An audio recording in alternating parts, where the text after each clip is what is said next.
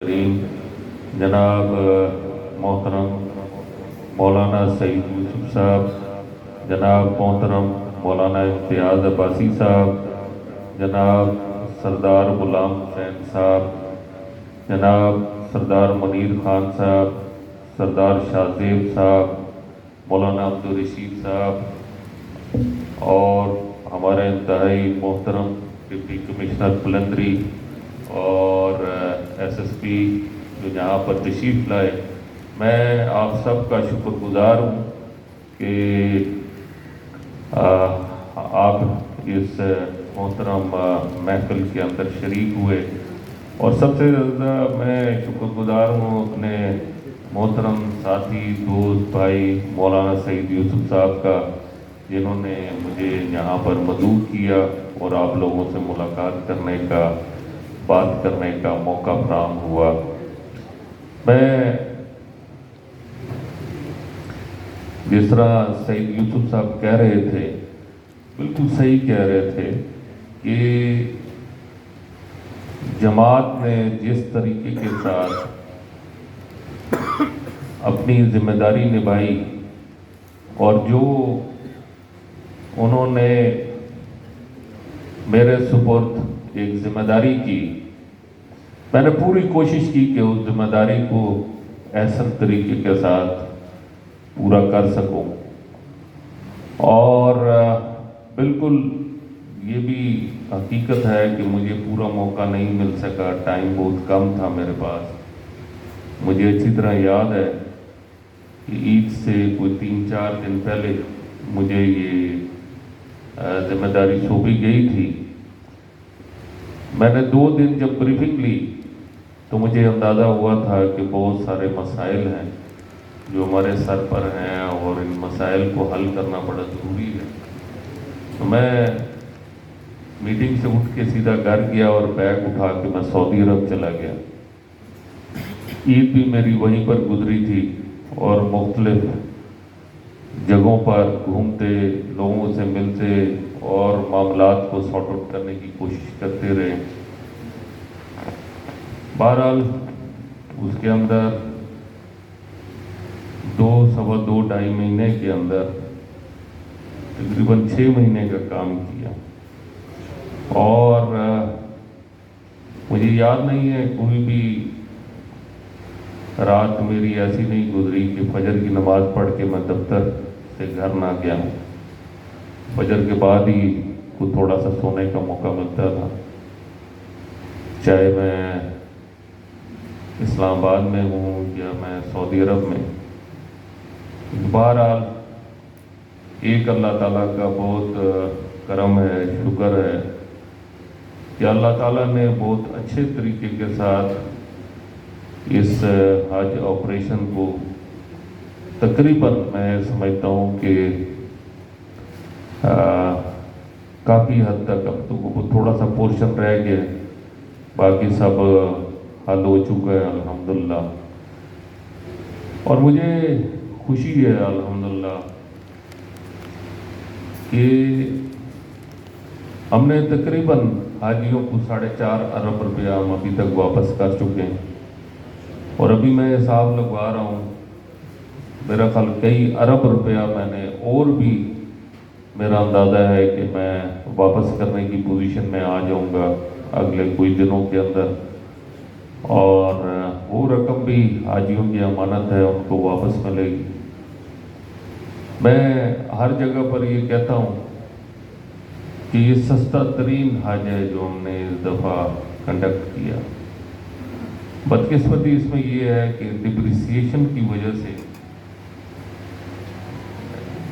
جو ڈالر کی ڈپریسیشن ہوئی اس کی وجہ سے یہ بہت مہنگا لگ رہا ہے، ورنہ آپ کو معلوم ہے کہ حج کے لیے ہمیں ساری پیمنٹ سعودی عرب بھیجنی پڑتی ہے، اور جب ہم سعودی عرب ادھر سے بھیجتے ہیں تو اس کو ہم کنورٹ کرتے ہیں ڈالر ریال، اور پھر ہم اس کو سعودی عرب بھجواتے ہیں۔ تو مجھے لوگ موازنہ کر رہے تھے تو میں کو یہ کہہ رہا تھا کہ آج سے 6 سال پہلے یا 7 سال پہلے 4.5 لاکھ روپے کا حج ہوا، उस वक्त 106 रुपये का डॉलर था, तो तकरीबन 4,400 डॉलर के लगभग बनता है।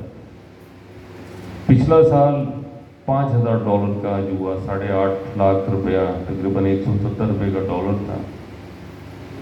और मैं अभी तक इसको 3,700-800 डॉलर तक ले आया हूँ। अब अगर डॉलर का रेट 300 या 285 या 290 हो गया तो वो मेरे कंट्रोल से बाहर है, उसकी वजह से प्राइस ज़्यादा लग रही है। वरना जो 4.5 लाख रुपए का जिस ज़माने में था, उस ज़माने के हिसाब से भी देखें, अगर डॉलर का रेट वो लगा लें तो ये 3.5 पौने 4 लाख के अंदर आज होता था अगर 106 का डॉलर होता। और अगर पिछले साल वाला डॉलर का रेट होता है 170 रुपये तो ये 6 लाख रुपए का आज था। लेकिन इसमें डिप्रिसिएशन बहुत ज़्यादा हो गई है। पाकिस्तानी रुपी जो है बहुत नीचे गया है, जिसकी वजह से हमें मसाइल का सामना करना पड़ा। इसके बावजूद मैं कहता हूँ इसमें अभी भी गुंजाइश है कि इसको मज़ीद नीचे लाया जा सके और इसको मज़ीद सस्ता किया जा सके। इसके और रास्ते निकाले जाएं जिसमें हमारे जो लोग ज़्यादा अफोर्ड नहीं कर सकते वो लोग भी उसको अफोर्ड कर सकें, और उसके तरीके हैं। मैं अब आपको एक छोटी सी मिसाल देता हूँ। मेरा 2023 का कंपैरिजन 2019 से हो किया जा सकता है, 2018 से। 2020 में और 2021 में हज मौकूफ था। 2022 के अंदर मिनी हज था, यानी 34,000 आदमी हमारा गवर्नमेंट खाते में गया था हज पे, और प्राइवेट कोई 45,000 के लगभग। इस दफ़ा 1,60,000 हमने हाजियों को भेजा है। तो आप अंदाज़ा लगा लें कि इस वक्त क्वान्टिटी कितनी बढ़ गई। तो अल्हम्दुलिल्लाह उसके बावजूद मैं, जब बिल्डिंगों की अवेलेबिलिटी भी नहीं थी, 2019 में जो बिल्डिंग इन्होंने 2600 रियाल पर बेड के हिसाब से ली थी, हमने 1800 रियाल में 2023 में ली। तो हमें ये नहीं समझ आती उस वक्त, आज से 4 साल पहले उन्होंने किस तरह वो 2600 रियाल में लिए, जबकि उस वक्त तो 1400-1500 से ज़्यादा का रेट नहीं होना चाहिए। इसी तरह बहुत सारी चीज़ों के अंदर हम कमी ला सकते हैं। मेडिकल, मैं चूँकि पहले आ चुका था और मेडिकल इन्होंने सारी मेडिसिन वगैरह ख़रीद ली थी। मैंने आते साथ मेडिसिन कंपनीज का जो चेयरमैन है उससे रब्ता किया और मैंने कहा कि ये एक नेक काम है, आप लोग वैसे भी लोगों को डोनेट करते हैं, तो क्या आप मेडिसिन दे सकते हैं हाजियों के लिए? उन्होंने कहा हम दे सकते हैं। हज़ारों मेडिसिन कंपनियां मुफ्त देने के लिए तैयार थी। कुछ मेडिसिन के बारे में उन्होंने कहा कि ये मेडिसिन जो है बहुत महंगी है, तो ये हम कॉस्ट देते हैं। तो ये सारे पैसे माइनस हो सकते हैं अगर तरीके के साथ इसी तरह प्रोग्राम बनाए जाएं। कुछ चीज़ें डोनेट हो सकती हैं, कुछ चीज़ें पब्लिसिटी होती है वगैरह, वो पब्लिसिटी के अंदर फ्री में चीज़ें मिल जाती हैं, जो चीज़ें ये पैसे दे के बनवाते हैं। तो ये सारा बोझ हाजियों के ऊपर से पैसों का कम हो सकता है, कॉस्ट नीचे लेकर आई जा सकती है। इसी तरह ट्रैवलिंग है, ट्रैवलिंग को भी आसान बनाया जा सकता है, सस्ता करने के लिए और तरीक़ेकार किए जा सकते हैं। बहरहाल ये तो अब देखें, अगली मरतबा अगर जो भी आते हैं, जो भी आके इस मामले को देखते हैं, अल्लाह करे कि वो इस हवाले से इस अंदाज में देखेंगे जिसमें हाजियों को जो है वो ज़्यादा से ज़्यादा फ़ायदा हो और उनको मुश्किलात का सामना ना करना पड़े। बहरहाल इस दफ़ा 2 बातें मैंने की थी। एक, मैंने कहा था मुफ्त हज नहीं करने दूँगा, तो मेरे से आँख बचा के कोई निकल गया तो मुझे नहीं पता, लेकिन मैंने किसी को मुफ्त हज करने नहीं दिया। हालांकि मुझ पर इतना प्रेशर था, लेकिन उसके बावजूद ये कई 100 लोग जाते थे मुफ्त। اور بڑے بڑے لوگ جاتے تھے، 22 گریڈ کے سیکٹری، اور ان لوگوں کی بھی ناموں کی لسٹیں ہیں میرے پاس کہ وہ لوگ بھی اس میں جاتے تھے۔ میں نے کہا یہ تو جانے کے بجائے اس سے اچھا سوئٹزرلینڈ جائیں، سیر سپاٹا کر کے آئیں۔ یہ تو حاجیوں کا پیسہ ہے، حاجیوں کا پیسہ اگر چوری کر کے حج کیا جائے تو اس حج کا کیا فائدہ ہے؟ اتنی گرمی میں بھی جاتے ہیں، کیا فائدہ ہے؟ ان کو چاہو جا کے سیر سپاٹا کر کے آئیں۔ یہ حج کرنا ہے تو اس کے لیے تو اخلاص کی ضرورت ہے، اس میں تو حلال پیسے کی ضرورت ہے۔ لوگ سمجھتے ہیں کہ شاید گورنمنٹ آف پاکستان کا پیسہ ہے، گورنمنٹ آف پاکستان کا پیسہ نہیں ہے، یہ حاجیوں کا پیسہ ہے، عوام کا پیسہ ہے۔ دوسری بات میں نے یہ کی تھی کہ جب جو بھی جائے گا پیسے دے کے جائے گا، تو الحمدللہ سب سے پہلے میں نے اپنے آپ کو بھی پیش کیا، اور میں نے پیسے اپنے بھی جمع کرائے اور اپنے ساتھ جو میرے لوگ گئے تھے ان کے بھی پیسے جمع کرائے۔ اس کے بعد جب وہاں پر پہنچا تو مجھے کچھ ایکسٹرا فیسلٹیز نظر آئیں جو میرے لیے تھی، جیسے گاڑی تھی اور اس طرح کی، اور وہ میری ضرورت بھی تھی کہ مجھے مختلف جگہوں پہ جانا تھا، مختلف بلڈنگ میں اور کام کرنا تھا، مجھے اس کی یہ فیسلٹیز چاہیے تھی۔ لیکن میں نے پھر اس فیسلٹیز کا باقاعدہ حساب نکال کے وہاں پہ ڈی جی حج کے دفتر میں جا کے 45,000 ریال میں جمع کرا کے آیا ہوں، اور ان سے این او سی لی ہے کہ میری طرف کوئی پیسہ نہیں ہے، یا میرے کسی بندے کی طرف کوئی پیسہ نہیں۔ تو میں نے کوشش کی ہے کہ اس کو جتنا بھی کرسٹل کلیئر کر سکوں اور صاف ستھرا کر سکوں وہ کروں۔ 24 گھنٹے ہم اس کے اوپر کام کرتے رہے، لوگ کی جس کی بھی جو کمپلینٹ آئی ہے، چاہے وہ غلط ہے یا صحیح ہے، ہم نے انٹرٹین کرنے کی کوشش کی۔ میں نے اپنا ایک پورٹل بنایا تھا جو اپنے پرسنل لیول پہ لوگ بٹھائے تھے، ایک نمبر تھا، ایک نمبر سے جو سب حاجیوں کے پاس تھا وہ اپنی کمپلین کرتے تھے، میرے پاس پہنچ جاتی تھی کمپیوٹرز کے تھرو میرے لوگوں کے پاس، اور وہ رسپانس بیک کرتے تھے۔ نہیں تو میں خود بیٹھتا تھا ٹیلی فون کے اوپر رات کو، اور میں سب جگہ فون کرتا تھا، ان سے پوچھتا تھا، اگر کسی کے کوئی مسائل ہیں تو ان کو حل کرنے کی کوشش کرتا رہا۔ پھر مینا سے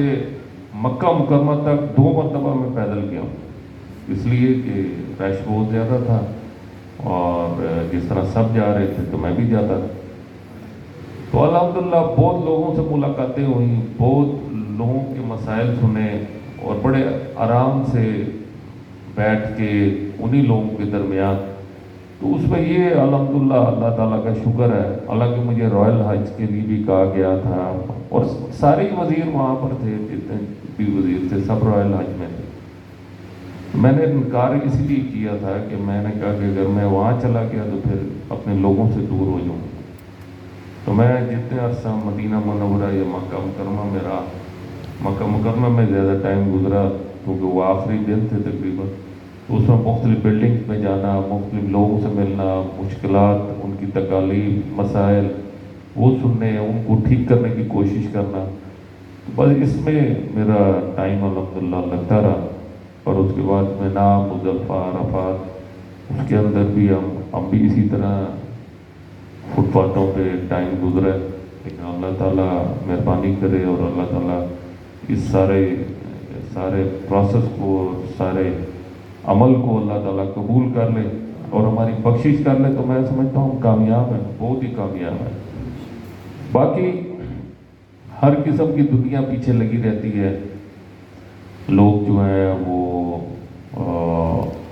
اچھی چیزوں کو دیکھتے ہیں تو وہ بھی ان کے لیے مسائل کا سامنا ہوتا ہے، اس کو ٹویسٹ کر کے خراب کرنا وہ ان کی کوشش ہوتی ہے۔ لیکن مجھے الحمدللہ، کیونکہ میں لوگوں میں پھرتا رہا ہوں،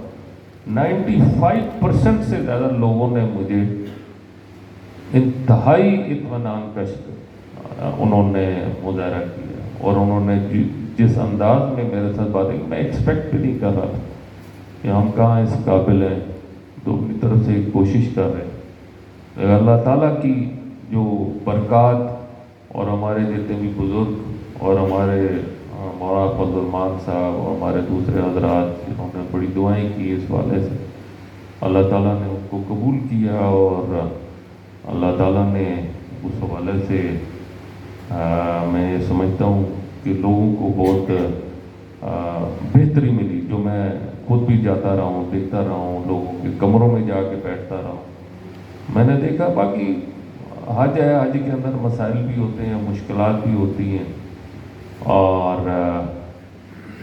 مجھے تو معلوم ہے کیونکہ میں نے بہت عرصہ میں نے کئی مرتبہ حج کیا ہے، تو میں کسی کو بتا رہا تھا کہ پچھلے سال یہ ایسا حج تھا کہ جو میں نے ڈی کیٹیگری کا حج کیا، ورنہ میں ہمیشہ اچھا پیکیج لیتا ہوں، یا مکتب نمبر 1 ہو گیا، یا وہاں پر ہمیں موقع ملتا ہے 5 اسٹار ہوٹل میں رہنے کا موقع ملتا ہے۔ پچھلے سال میں نے بتانے کا مقصد ہے کچھ، پچھلے سال بھی اسی طرح میں نے حج کیا تھا، بالکل حرم کے سامنے ہوٹل تھا، اور اس کے بعد مکتب نمبر 1 میں میری رہائش تھی۔ جب میں واپس آیا وہاں سے، 11 دن کا میرا حج تھا، 11 سے تقریباً 11-12 دن میرے خیال سے۔ جب میں واپس آیا تو آج کل وہ ٹیلی فون پہ ایپ ہے کہ کتنا آدمی پیدل چلتا ہے، تو میں نے دیکھا 127 کلومیٹر میں چلا تھا اس اچھے مواقع کے اوپر، کہ اتنا کچھ اللہ تعالیٰ نے عطا فرمایا تھا، لیکن اس کے باوجود 125 سے 30 کلومیٹر کے درمیان پوری اس کا حساب بن رہا تھا، کہ جو میرے حساب سے 9 دن کا یہ میری واک جو ہمیں چلنا پڑا۔ تو حج جو ہے وہ مشکلات کا نام ہے، اس میں مسائل بھی ہوتے ہیں، اس میں بھلے آپ جتنا اچھے سے اچھا بھی کریں، اس میں تکالیف کا سامنا کرنا پڑتا ہے، اس لیے کہ ہجوم ہوتا ہے بہت، اور اس دفعہ تو سمندر تھا، کیونکہ یہ سعودی عرب کی تاریخ کا میرے خیال سے جو بتا رہے تھے سب سے بڑا حج ہے، اور مجھے وہاں کے جو ڈپٹی منسٹر تھے وہ مجھے کہہ رہے تھے کہ ہم نے 18.5 لاکھ شو کیا ہے، لیکن یہ 18.5 لاکھ ہے نہیں۔ تو میں نے کہا کتنا ہوگا؟ اس نے کہا بہت زیادہ ہوگا۔ تو میرا بھی اندازہ ہے کہ تقریباً 30 لاکھ سے بھی زیادہ لوگ تھے، اور اللہ تعالیٰ نے اس اتنا زیادہ پریشر ہونے کے باوجود اللہ تعالیٰ نے اتنی آسانیاں فرمائی کہ ہم اس کا جتنا شکر ادا کریں کا۔ اور یہ تو حاجیوں کی دعائیں ہیں، ان لوگوں کی جو اخلاص ہے، اور یہ چونکہ یہ محفل ہی اسی والے سے ہے، لہذا میں اسی والے سے اسی لیے زیادہ بات کر رہا ہوں، اور میں شکر گزار بھی ہوں جناب محترم اپنے مولانا سعید یوسف صاحب کا، کہ انہوں نے اس موضوع کے لیے یہاں پر مدعو کیا بڑا، اور یہ بہت اہم ہے موضوع، اس کو ہمیں اگنور نہیں کرنا چاہیے۔ ہم لوگ اس چیز کو سمجھتے نہیں۔ انڈونیشیا یہ کئی مہینے کئی سال حاجیوں کی تیاری کراتا ہے، ایون انہوں نے وہاں پر باقاعدہ وہ ایگزامپل کے طور پہ اس طرح کا ماحول بنا کے ان کو دکھاتے ہیں کہ آپ نے خیمے میں کس طرح رہنا ہے، آپ نے وہاں پر سعودی عرب کے قانون کی کس طرح آپ نے اس کی پاسداری کرنی ہے، مزدلفہ میں آپ کو کس طرح جا کے رہنا پڑے گا، عرفات میں کس طرح رہنا پڑے گا۔ یہ اتنی زیادہ ٹریننگ ہوتی ہے ان لوگوں کی، اور اس کے بعد یہ لوگ زیادہ تر انڈونیشیا، ملائیشیا اور یہ اس طرف کے جو علاقے کے لوگ ہیں، یہ لوگ تو زیادہ تر حج بھی جوانی کے اندر کرتے ہیں، لیکن ہمارا ایک مسئلہ ہے کہ ہمارے معاشی حالات اتنے کمزور ہیں کہ ایک خاندان یا ایک صاحب جو ہیں 20 سال 25 سال 30 سال پیسے اکٹھے کرتے ہیں، تھوڑے تھوڑے کرتے ہیں، آخری عمر میں ان کے پاس اتنی کوئی رقم آ جاتی ہے کہ وہ حج پہ جا سکتے ہیں، تو پھر وہ حج کرنے کے لیے نکلتے ہیں، اور ہمارے پاس جو ٹریننگ کا سسٹم ہے وہ بہت کمزور ہے۔ ٹریننگ ہماری جو ہے وہ اتنی نہیں ہے کہ جس انداز میں ہم کو ٹریننگ کرانا چاہیے، تاکہ ان کو پتہ چلے کہ حج کے کیا